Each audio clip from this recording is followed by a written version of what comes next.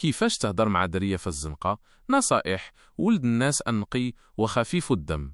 واجهتي شي مرة بنت عجباتك في الزنقة وبغيتي تهضر معاها ولكن خفتي تحرج راسك ولا تبان ماشي ولد الناس؟ هادشي طبيعي، بزاف د الشباب كيلقاو هاد المشكل، لكن ما كتخافش، جبنا ليك الحل في هاد الفيديو. غنوري كيفاش تدخل في الهضره مع اي بنت باسلوب نقي محترم خفيف الظل وواعر بلا ما تطيح من قيمتك. الخطوه 1، وقد راسك قبل ما تقرب ليها. قبل ما تفكر تقرب وقف واحد دقيقه. ماشي اي بنت كتبغي شي واحد يهضر معاها في الزنقه، خصوصا في هذا الوقت اللي كتر فيه المحتالين وصحاب النيه الخايبه. ايوا باش تضمن راسك خاصك تبان نقي محترم ووجهك منور بالنيه الصادقه. المظهر مهم، ولكن الاهم هو تكون كتوحي بالثقه والاحترام. شافتك، هذه هي الفرصه. الا لاحظتيها كتشوف فيك ولا دازت حداك وما بانتش مستعجله، عرف باللي هذه هي الفرصه ديالك باش تبدا الهضره. ولكن حذار، ما تجريش عندها وما تلوحش عليها شي هضره خايبه او تعليقات سوقيه بحال كتشبهي الفلانه، فين كنتي مخبيه. هاد الهضره كضرب فرصك في الزيرو وكتخليها تنفر منك. خليك راجل ومتزن. الجمله الاولى هي اللي كتحكم. الجمله الاولى اللي غتقول هي المفتاح.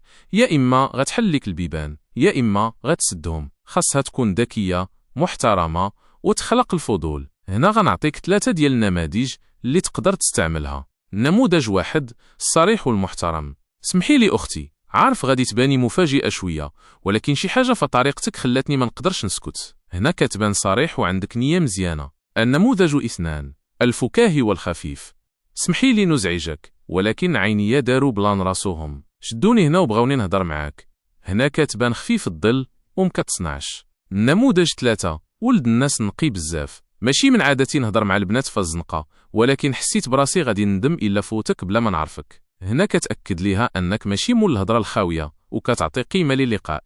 دخلتي في الهضره، حافظ على السلاسه. تهناتي من الجمله الاولى وتجاوبات معك مزيان. دابا خاصك تحافظ على جو مريح وتأويل. خليك ضاحك شويه، مرتاح وماشي متوتر. ماشي ضروري تبدا تطرح عليها بزاف الاسئله بحال البوليس. هضر شويه على راسك بساطه وفتح المجال ليها تهضر حتى هي. تبادل الافكار اهم من التحقيق. مثال باش تسهل عليك الهضره، انا من الناس اللي كيامنوا بلقاءات القدر، ولكن القدر ماشي ديما كيصيفط الرقم، خاصني ناخدو انا. هنا كتبان مبدع وذكي.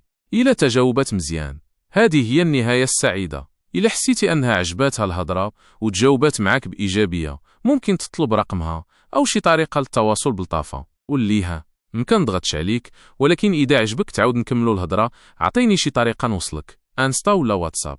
وإلا قالت لا أو ما عجباتهاش الهضرة، تقبلوا الأمر بكل روح رياضية. قول ليها ماشي مشكل، نهار مبارك وسمحي لي على الإزعاج، وخوي راسك مرفوع وواثق من نفسك. هادشي كيزيدك قيمة.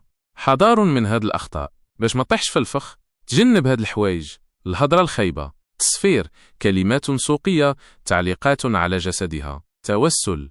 ما تطيحش من قيمتك وتبدا توسل ليها باش تهضر معك. تقرب الجسدي، ما تقربش منها بزاف أو تحاول تلمسها. التصوير، ما تحاولش تصورها بلا إذنها. التمثيل، ما تلعبهاش ولد الزنقة ولا تبان مزعوط، خليك طبيعي.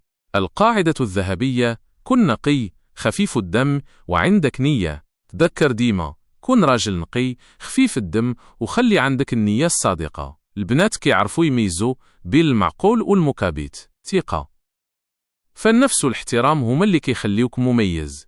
شنو بان ليك؟ واش هاد النصائح ممكن تعاونك المرة الجاية؟